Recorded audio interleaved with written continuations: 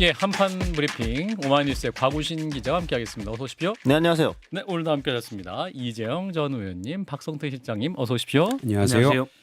국회부터 갑니다. 오늘 야 5당이 최상목 대통령 권한대행에 대한 탄핵 소추안을 의결을 했군요. 네, 이제 발의를 했습니다. 예. 민주당과 조국혁신당, 진보당, 기본소득당, 사회민주당까지 예. 야당 5당이 최상목 대행에 대한 탄핵 소추안을 공동으로 발의했는데요. 예. 헌재가 지난달 27일 최 권한대행이 마은혁 헌법재판관 후보자를 임명하지 않는 것은 국회 권한을 침해한 위법행위다라고 결정을 내렸지만 최 대행이 아직까지도 이 마 후보자를 임명하지 않았다는 게 주요 탄핵소추 사유였고요.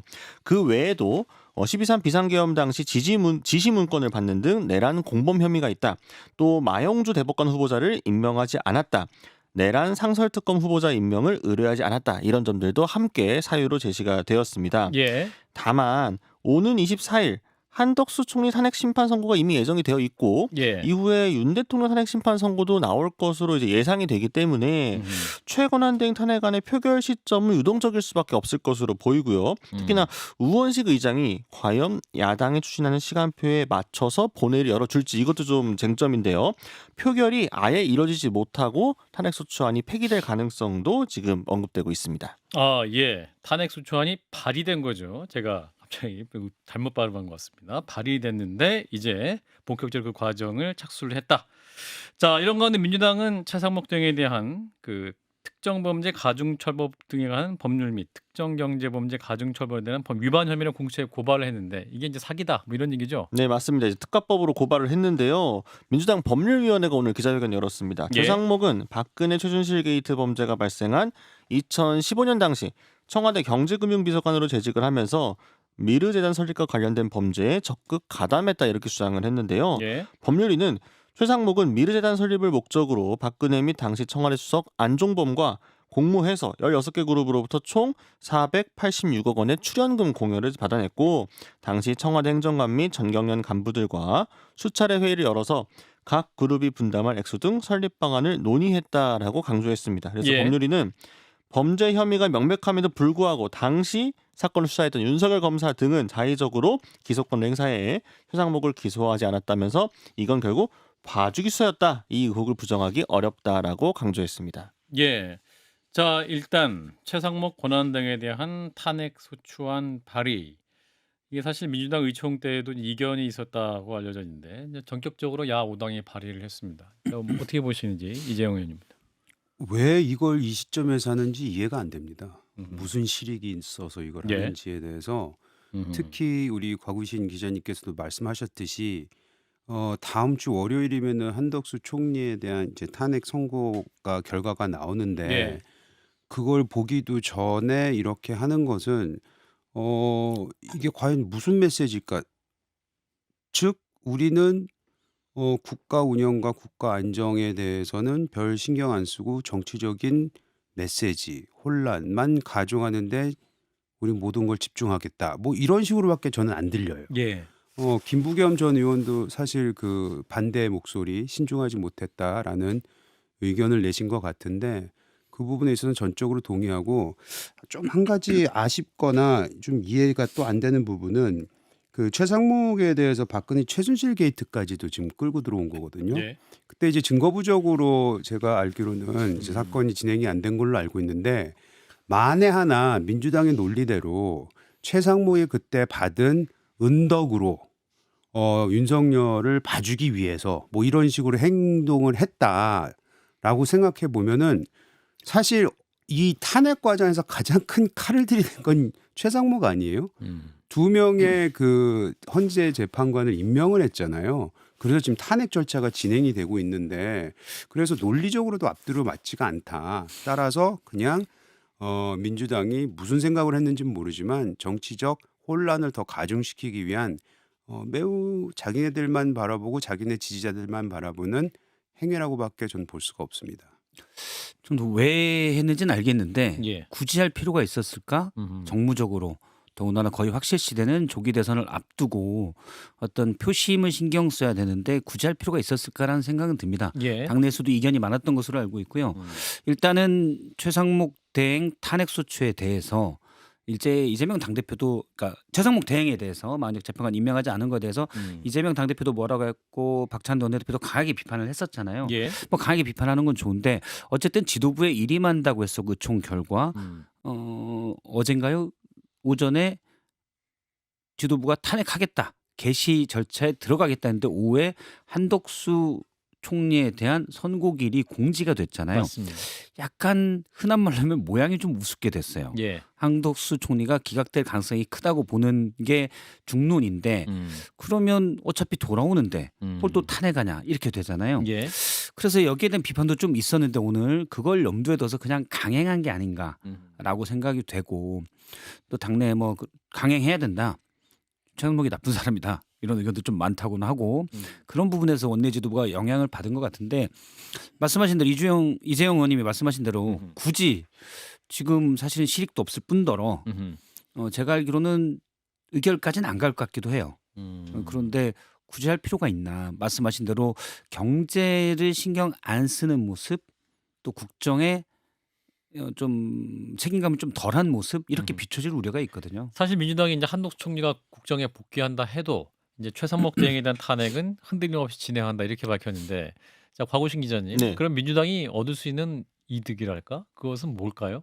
사실은 지금 칼을 애매하게 뽑아버려가지고 네. 이걸 아무것도 안 썰고 다시 넣게 되면은 모양새가 우스워지니까 썰긴 썰어야겠다라고 지금 휘두르고 있는 모양새거든요. 예. 사실은 이제 기자들도 뭐 좀 갑작스럽다라는 이야기가 좀 나왔는데 어떻게 보면은 안 하는 이만 못한. 그러니까 할 거였으면 진작에 하든가 예. 이렇게까지 미룰 거였으면 그냥 하지 않든가 했어야 되는데 가장 안 좋은 타이밍에 해버린 게 아닌가. 그만큼 아하. 지금 오히려 민주당이 내부적으로 좀 혼란스럽고 조급함을 많이 좀 감추기 어려운 게 아니냐 이런 지적들과 추측들이 나오고 있습니다. 예. 그런데 매사가 그런 것 같아요. 그러니까 최상목 대행이 잘못하고 당연히 비판받아야 될 점이 많습니다. 예. 특히 상성특검에 대해서 특검부자 추천 의뢰도 하지 않는 거는 정말로 잘못하고 있는 거라고 생각을 해요. 만약 재판관 임명도 그렇고. 네. 하지만 그렇다고 해서 탄핵 소추해서 직위를 정지시키잖아요. 그럼 국익 차원에서 뭐가 더 득이냐 이걸 봐야 되거든요. 무조건 한쪽이 잘못했다고 해서 무조건 거기에 좀 더 강한 대응을 하게 되면 사실 국익 차원에서 뭐가 더 낫냐라는 걸 유권자들은 따지게 되거든요. 예. 그런 부분에 대한 좀 에러들이 좀 나오는 것 같아요. 자, 이런 가운데 오늘 이제 김성훈 대통령 경호처 차장 영장 실질 심사에 출석을 했습니다. 그런데 이 김성훈 대통령 경호처 차장이 압수영장이니 체포영장이니 다 맞겠다. 김건희 여사에게 텔레그램 메시지 보냈다면서요? 네, 이게 이제 한국일보 보도였는데요. 작년 12월 중순이었습니다. 이때쯤 나눈 대화로 추정이 되는데 텔레그램 대화의 캡처본에 김건희 여사가 그러니까 이제 VIP니까 윤 대통령을 지칭한 거겠죠. V가 염려한다. 특검법 때문에 영장 집행 들어오는 것에 대해서 걱정을 하고 있다라고 메시지를 보내자 김 차장이 걱정하지 마십시오.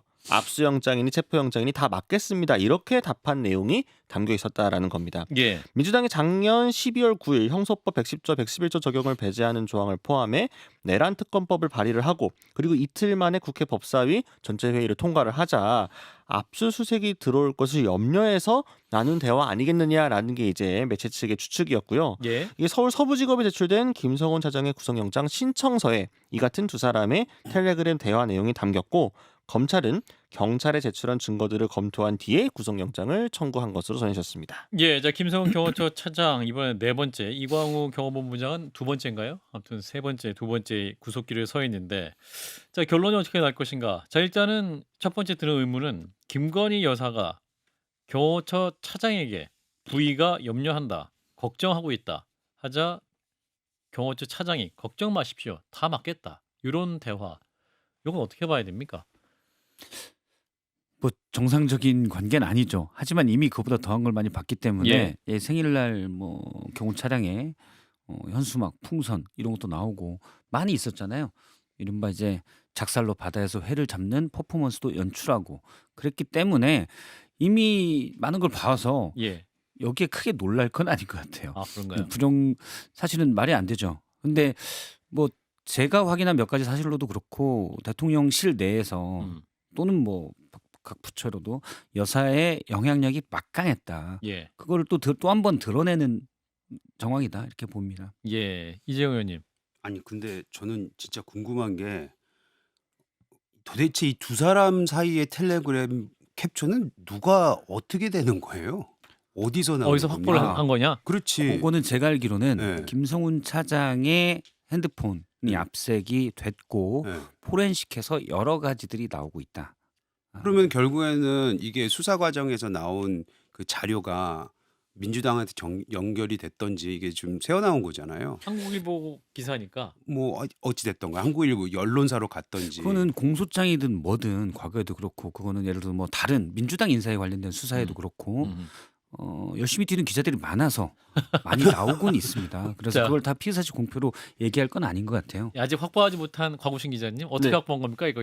아니 보통 이제 하게 되면은 그러니까 의원실을 통해서 확보하는 건 분명히 있고요. 보통 아. 친한 의원실에서 공소장을 의원실이 이거 알 수는 없을 것 같고 예, 근데 수사 자료니까. 그렇죠. 이런 경우는 이제 또 이제 그 검찰발이든 해서 그쪽에서 출입을 많이 하면서 친해진 기자들이 이제 예. 아름아름 통해 가지고 파일 같은 걸로 받아 가지고 음. 떠갖고 이렇게 자기들끼리 공유를 하면서 이제 보도가 되기도 하고 이제 그런 경우들이 있죠. 음. 그러다 보니까 더더욱 뭔가 그런 취재원과의 관계 기자들이 항상 을로서 약간 평소에 잘해야 되는 약간 그런 예, 것도 있고 뭐 이제 합니다. 텔레그램 이 캡처한 것뿐만 아니라 지금 이제 김성훈 차장의 비화폰 서버 기록을 삭제 지시한 정황, 그리고 김 여사의 총기 사용 언급 의혹 등도 있는데 이거 다 부인하고 있잖아요.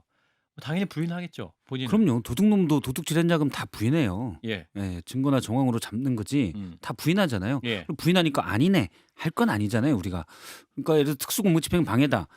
법원이 정당하게 내놓은 영장을 예. 물론 변호인이나 이런 사람들이 부당하다고 주장할 수 있어요. 네. 그리고 정치인들이 부당하다고 주장할 수 있다고 어. 봅니다. 시민들도 그건 아니지 않나요? 하고 얘기할 수 있어요. 예. 근데 법원이 정당하게 발부한 영장을 그 영장의 와서. 수색 압색 대상이 이거는 부당한데 하고 막는 거는 이건 공무집행 방해예요. 여럿이 했으니까 특수공무집행 방해입니다. 예. 법대랑 가장 먼 건물에 있던 저도 이 정도 법상식은 알아요. 국문과로서. 당연하지. 법원이 발부했는데 어떤 예를 들어서 한 공무원이 지방 그렇죠. 군청의 공무원이 내가 볼 때 그거는 당신들은 수사권이 없는데 하고 막으면 맞습니까? 안 맞지요. 예. 그럼 법원은 일단 존중을 해야 됩니다. 그리고 영장 실질 심사 여러 가지 단계별로 따지게 돼 있잖아요. 예. 근데 아예 무기까지 동원해서 막으려고 했기 때문에 이건 특수공무집행 방해 저는 무조건 죄질이 아주 중하다고 보고 더군다나 본인이 말씀하신 대로 수사 그 관련 보고서를 내는데 예. 서버 기록 삭제를 지시한 그 기록을 삭제해서 제출을 했잖아요. 그러니까. 증거인멸 우려가 가리고. 크죠. 예. 그래서 이제 그 고등검찰 영장심의위원회에서는 이거 다시 영장 정당하게 예. 발부해야 된다 이렇게 판단을 했던 건데 이재용 의원님 어떻게 보십니까? 아니 그러니까 예. 이 압수 영장이니 체포 영장이니 다 맞겠습니다. 요 문장만 보더라도 네.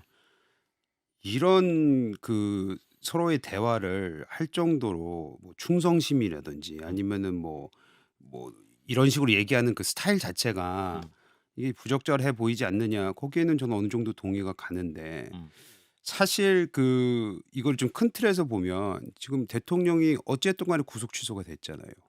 구속 취소가 된 거는 법원에서 이것이 잘못됐다라고 얘기를 해준 부분이고 예. 그럼 그 과정에 있어서 당시 이제 그 경호처가 했던 행동에 대해서 그날로 돌아가면은 많은 분들이 우려를 했고 걱정도 했고 뭐 반대하는 사람 그거에 대해서 빨리 하라는 사람들도 있었지만 어쨌든 이 과정 자체가 처음부터 잔추를 매우 잘못 낀 거 아니냐. 특히 공수처에 대한 비판 이런 데서 나오는 예. 건데 그 틀에서 보면은 뭐 글쎄 다 맞겠습니다. 이거는 좀 뭐 어조가 좀 그렇긴 하지만은 과연 그 당시에 공수처의 그런 무리한 수사라기보다 무리한 그 집행이 과연 무엇이 도움이 됐나라는 부분에 대해서는 좀 궁금증이 있긴 근데 합니다. 이거를 서부지법이 따져 묻지 않으면 예. 어떤 일이 생기냐면 예를 들어 말씀하신 대로 그러면 어떤 범죄자가 혐의로 구속이 됐어요. 근데 혐의가 소명됐다고 하죠. 증명됐다는 게 아니라 예. 소명됐다고 하는데 구속영장이 발부가 돼서 구속됐는데 결국 대법원까지 나서 무죄 났습니다. 그러면 어떤 범죄 피의자가 나는 무죄 날 건데 하고 정당한 구속영장에 따른 구속을 시키려는 수사기관의 구속 시도에 대해서 방어하는 게 옳게 되냐? 그건 아니죠. 예. 그거는 법원의 절차에서 따지는 거고 그렇기 때문에 처음 구속영장 자체도 또는 압수수색 영장 자체도 이 강제력이 동원된 거는 법원이 발부하는 거잖아요. 예. 그걸 감안해서 사법부가 발부를 하는 겁니다. 그리고 그거에 따르는 거는 우리가 법치주의 기본 원칙이에요. 더군다나 물리력을 가지고 있는 기관이 본인이 자의적으로 판단해서 정당한 영장 집행을 막는다는 거는 앞으로 그러면 나라가 운영이 안 되죠. 아니지 그거는 틀리죠. 왜냐하면은 틀린가요? 대통령실에 대한 압수수색도 여러 차례 시도가 됐지만 예. 다 실패했잖아요. 근데 그때마다 들고 나왔던 이유는 뭐냐면 안보 이슈를 들고 나왔잖아요. 그것이 잘 됐냐 안 됐냐를 떠나서 그 이유로 인해서 압수수색 영장이 집행이 안 될 수도 있다는 거는 분명히 법에서 정해놓고 있는 것이기 때문에 무조건 압수수색해도 된다라고 했던 법원의 그 판결과 음흠. 실제로 현장에서 일어날 수 있는 거는 또 다른 법의 해석이 있기 때문에 무조건 발부했다는 것이 맞다고만은 볼 수 없죠. 특히 이번 사안 같은 경우 구속 취소까지 됐으니까. 저는 다시 말씀드리지만 이 전체적으로 봤을 때 무엇이 잘 됐냐 잘못됐냐는 걸 떠나서 법원의 판결을 우리가 존중을 하는 차원에서는 잘못된 것에 대해서 그렇게 미리 사전에 본인들은 판단을 했고 거기에 대해서 의견이 있었다면은 그거에 대해서는 뭐 가질 수도 있지 않았겠냐 뭐 이런 생각이 들기는 합니다. 근데 이제 형소법상 압수수색 영장에 대해서는 국가기밀 110조 111조에서 해당되는 부분이 있기 때문에 예. 그걸 통해서 거부를 할 수가 있었고, 그런데 자꾸 그걸 사람을 찾는 수색에 대해서는 그게 해당되지 않는다는 게 대부분의 법조계의 해석인데, 예. 자꾸 대통령의 변호인 측에서 그거를 반대로 해석을 해서 물리적으로 통해서 막으니까 서부지방법 판사가 이건 적용 안 알겠습니다. 돼요라고까지 얘기한 거라고 봅니다. 예. 여기 이따가 또 여의도 내전에서 할 수 있을 것 같아서 또 법률 이슈이기도 하고 다음 이슈로 넘어가 보겠습니다. 자, 연금 개혁 법안 여야가 18년 만에 이제 합의를 해서 통과를 시켰는데 후폭풍이 만만치 않습니다. 양당 지도부가 사과의 뜻을 밝혔는데 다 잘못했다, 다 미안하다. 네, 사실 사과의 대상이 약간씩 다르기는 했는데요. 네. 일단 이재명 대표 같은 경우에는 모처럼 정치권이 국민들한테 칭찬받을 일을 했다라면서도 양보와 타협을 통해 큰 개혁 하나를 이뤄낸 것 같지만 음. 민주당이 양보하면 또 새 요구를 하고 끝없이 이 연금 개혁을 좌초시키려고 했던 국민의힘의 기도가 있었음에도 끝내 타협에 이르렀다라고 자찬했습니다. 예. 근데 군복무 청년들에 대해서 이 군 크레딧 요거 전 복무 기간으로 늘리는 게 우리 목표가 다 늘리는 거였지만 국민의힘이 이것을 발목 잡아서 불가피하게 1년밖에 인정을 못하게 된 게 아쉽고 청년들에게 미안하게 생각한다. 그러면서 일단 하지만 연금개혁 합의를 미룰 수는 없기 때문에 불가피하게 국민의힘의 요구를 받아들일 수밖에 없었다라고 이야기를 했고요. 오늘 권성동 원내대표도 비슷한 취지의 이제 이야기를 했는데 당내 의원들 그리고 특히 젊은 세대, 청년 세대한테 미안하다. 하지만 어쩔 수가 없었다라고 강조를 했습니다. 예, 뭐 일단 국회를 통과했습니다. 청년 세대 착취법이라는 등 어떤 세대 간 형평성에 대한 논란도 있긴 하고 일단 또 여당의 복지위 그 박수영 의원 연금특위위원장인데 사퇴까지 했어요. 뭐랄까 지도부와의 갈등 기류도 있는 상황이긴 한데 자, 이번 합의는 어떻게 보셨는지 일단 세부 조율은 나중에 또 있을 것 같긴 합니다만. 저는 지난주에도 나와서 말씀드렸지만 일단 여야가 합의를 해서 이번 개혁안을 통과시킨 것에 대해서는 잘했다고 봅니다. 그리고 특히 뭐 여러 가지 구조개혁에 대해서는 아직 아쉬운 점이 없지 않죠. 예. 그럼에도 불구하고 지금 마의 10%를 넘어서 14%까지 보험료를 인상을 시켰고 또 40에서 43%까지 소득 대체율을 높여줬는데 사실 뭐 나중에 우리 두 의원님들 오시면 더 말씀을 하시겠지만은 저는 지금 현재 우리 그 연금을 전체적으로 보는 기여를 가장 많이 한 사람이 70년대, 80년대, 90년대생들이거든요. 예. 이들한테 보험료를 더 내라 2번 인상하는 거나 마찬가지이기 때문에 어찌 보면 이분들한테 더 내라고 하는 요 세대들한테도 어느 정도 동의를 얻어야 되는 상황이었다고 생각을 합니다. 그래서 요번에 보험료 인상하고 그거에 대한 어느 정도의 뭐 그 인식을 받기 위해서 소득 대체율을 43%까지 올리고 하는 것에 대해서는 저는 잘했다고 합니다. 다시 말씀드리면 앞으로 할 일 많습니다. 근데 이것이 전 좋은 시발점이 될 수 있기를 기대합니다. 저도 사실 뭐 잘했다고 보고 정말 반보 나아간 거거든요. 예. 그래서 물론 어떤 분들은 많은 또 정치인분들이 이번에 제대로 못했다 정반대 입장에서, 예. 어떤 분들은 소득 대체율을 더 낮춰야 된다, 어떤 분들은 보험료를 더 높여야 된다는 입장에서 어쨌든 그런 얘기들을 하고 높여야 된다 뭐 이런 식으로 얘기를 하고 있는데, 더 내야 된다. 그렇죠. 덜 받아야 된다. 더 그렇죠. 받았어야 된다. 더 받았어야 된다만 얘기를 했는데 5년 뒤에 또 해야 돼요. 어차피 한 번에 절대 못 갑니다. 예. 연금이 대표적으로 각 세대 각 층의 계층의 이해관계가 정면 충돌하는 부분이어서 예. 한 번에 많이 갈 수가 없습니다. 음. 그래서 이미 반보 갔고 그러면 5년 뒤에 또 할 때 이 반보에서 다시 시작하는 거예요. 지금도 다시 그렇게 왔고 그래서 저는 뭐 5년마다 한 번씩은 해야 되는 거다라고 생각을 해요. 그리고 기본적으로는 인구가 줄어드는데 안 되잖아요. 연금 자체로 이게 돌아갈 수 있어야 되는데 그게 안 된다는 것 자체는 이거 자체가 문제가 있고 그러면 뭐 젊은 분들이 얘기하듯이 이거 폰지 사기 아니냐 나중에 어떡하려고 음. 그땐 나 몰라. 사실 이렇게 볼 수 있거든요. 예. 그래서 점점 반보씩 나갈 때마다 거기에 대한 고민들을 좀 더 담아내야 되지 않나. 저도 조금 있으면 연금 받는 나이인데 좀 덜 받아도 좋습니다. 아 이거 굉장히 어려운 문제이기 때문에 사실은 이게 그렇죠. 근데 혼란 전국에서 여야가 또 합의는 하긴 했습니다만 예, 예. 예. 근데 사실 연금에 낸 돈에 있고 그다음에 투자 수익률을 빼고 난 다음에 그다음에 뭐가 들어와야 음. 이게 되잖아요. 근데 들어올 데가 없으면 예전에 막 올려줬던 거는 점점 인구가 많아지니까 젊은 세대가 늘어나니까 이 사람들이 낼 거야라는 무책임한 발상이었죠. 근데 연금을 시작하면서는 그런 정무적으로 그렇게 할 수도 있다라고 되는데 이미 성숙돼 있고 이미 고갈이나 이런 것들이 보이는 시점이기 때문에 사실은 원칙대로 들어간 돈만큼 투자 수익률 플러스 내주는 게 맞지 않나. 거기에 자꾸 근접하도록 가야 되지 않나라고 생각을 합니다. 예, 이 얘기 잠시 후에 저희도 내년에서 짚어보고 저 의대 얘기입니다. 전국의 33개 의대 교수협회가 정부의 2025학년도 의대 정원 증원 결정을 취소해달라면서 행정소송을 냈었는데 각하가 나왔네요. 네, 서울행정법원은요, 이 전국 33개 의과대학 교수협의회가 이번에 제기한 입학정원 증원 처분 취소 소송을 각하했는데요. 재판부는 교수협의회가 교육부 장관의 증원 배정 처분에 직접 상대방에 해당하지 않는다라고 보았고 또 예. 교수로서의 이익이나 관계법규에서 보호하는 직접 적재적 법률상 이익이 아니기 때문에 원고들에게 이 처분의 취소를 구할 원고 적격이 인정되지 않는다라고 판단을 했습니다. 또 보건복지부 장관의 증언 발표 역시도 이건 행정청의 내부적인 의사결정을 대외적으로 공표한 것에 불과하기 때문에 예. 항고 소송의 대상이 되는 처분으로 보기 어렵다라고 했습니다. 즉 행정청의 처분을 무효, 취소로 다투거나 부작위가 위법하다는 확인을 구하는 소송이 성립하지 않는다는 결정이었습니다. 예, 이제 고대와 연대, 경북대 등 주요 의대가 복학 등록 마감 시한을 오늘을 잡았는데 복귀 안 하면 제적까지도 고려한다라는 거죠. 네, 맞습니다. 편성범 고려대 의대학장은 최종 등록 복학 신청 마감 기한이 원래 이제 이달 13일이었는데 21일 예. 오늘로 연기를 하면서 음. 올해 모든 학년의 학사, 수업, 출석, 성적 사정 등 학칙에 따라 원칙대로 진행할 예정이다라고 했습니다. 원칙대로 하면 출석 일수가 모자르면 제적입니다. 허영우 경북대 총장도 의대생들에게 가정통신문을 보내고 작년 2학기 말로 휴학 기간이 종료된 사람은 오는 21일까지 복학 신청을 해야 한다라고 했는데요. 예. 대부분의 학교가 실제로 학사 일정 4분의 1 가려내는 시점까지 복학이나 등록이 되지 않을 경우 유급, 제적하도록 정하고 있기 때문에 학생에 대한 처분들이 불가피할 전망으로 보입니다. 예, 뭔가 좀 해결점이 보이는 듯 하다가도 지금 아직까지 매듭이 지어지지 않고 있고 또 일단 의대 정원 문제에 관련해서 또 법원의 또 판단도 나온 상태입니다. 또 어떻게 봐야 될지 박 실장님부터. 전 의대생들이 네. 좀 전향적으로 나와서 복학해라. 전공의들도 그렇고요. 예.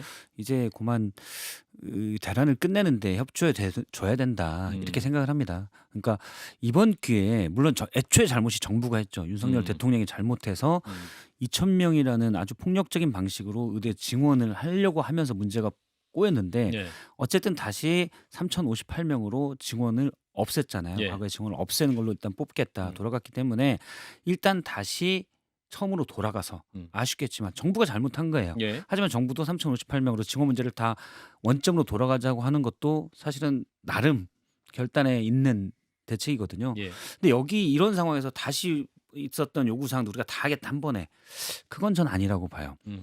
2,000명 증원을 한꺼번에 해서 문제를 해결하려고 했던 것도 되게 폭력적인 방식이고 예. 그다음에 일단 기세는 우리에게 있다고 생각하고 전공이나 의대생들이 이 기회에 우리가 가진 모든 문제를 다 풀겠다. 이것도 저는 폭력적인 방식이라고 봅니다. 예. 민심은 잘 받아들이지 않을 거예요. 계속 끌려다닐 수가 없기 때문에 정말 휴학을 안 받아들여주고 제적 조치가 들어간다면 실제 피해보는 학생들이 생길 수가 있습니다. 예. 의대생들도 이제 또 이게 단체로 움직이고 있기 때문에 또 어떤 판단하기가 어려운 상황이라는데 이 의원님은 이번에 그 의대생들이 복귀를 안 하면요. 예. 이 과정에서는 그냥 패자밖에 없어요. 뭐 의대생들도 그렇고 뭐 정부는 이미 벌써 저 백기 든 거나 마찬가지라고 예. 보고요. 그리고 가장 큰 피해자는 이제 국민이겠죠. 음흠. 그래서 이 법원 판결이 본인들이 마음에 들지 않고 여기에 대해서 뭐 동의하지 않을 수는 있으나 이거를 계기로 해서 이거를 발판 삼아 이걸 핑계 삼아 의대생들이 좀 복학을 했으면 좋겠고 혹여라도 의대생들의 복학을 막고 있는 세력이 있다면 그분들은 정말 뭐 각성을 하던 이번 기회를 본인들도 좀 돌아오는데 오히려 학생들한테 길을 열어줘야 된다고 생각을 합니다. 제가 알기로는 그 복귀를 막고 있는 거는 지금 선배들 의사라고 얘기하는데 사실 본인들 후배들을 복귀하지 못하게 하는 건 이 후배들의 미래를 막는 겁니다. 그렇기 때문에 이 부분에 있어서는 이제는 다시 원점으로 돌아왔다는 부분에 동의하고 그렇다면은 돌아와서 다시 한번 정책적인 부분은 다시 논의를 하되 공부는 좀 하자. 그래서 본인의 미래를 설계를 좀 하자라는 부분에 동의를 합니다. 곽우신 기자. 아니 그 사실 3,058명 한 것도 지금 환자 단체나 시민 단체 측에서 많이 후퇴한 거다. 어떻게 그럴 수가 있느냐라고 항의가 많은 상황이잖아요. 예. 어쨌든 복귀를 해도 의대생들 입장에서도 싸울 수 있는 카드들이 있습니다. 무조건 휴학으로 버티고 있는 것만이 모든 투쟁의 유일한 수단은 아닌 거기 때문에 이 기회에 들어가서 협의 테이블로 올라가서 거기서 27년도 저건 어떻게 할지를 논의하는 것이 현실적이지 않을까라는 생각이 듭니다. 예. 일단 고려대 의대는 의대생 등록 기한을 오후 4시에서 자정으로 연장했다. 뭐 이런 속보가 오긴 했습니다만 아무튼 이 일단 제가 볼 땐 정부가 더 끌려가진 않을 것 같아요. 본인들로서는 3,058명으로 회귀한 건 예. 상당히 큰 결정이거든요. 일단 원점이잖아요. 그렇기 때문에 여기서 더 끌려가는 건 어렵다고 볼 거고 전공의들은 어쨌든 의사 면허를 딴 뒤잖아요. 예. 나중에라도 뭘 하면 됩니다. 의대생들이 여기서 제적당하면 다시 수능 봐야 돼요. 음. 그리고 또 의대 편입해서 가겠다는 사람 많습니다. 그렇기 때문에 의대생들만 피해자, 물론 환자도 마찬가지지만 의대생들만 피해자가 될 수 있습니다. 여기까지 오마이뉴스의 곽우신 기자였습니다. 고맙습니다. 감사합니다.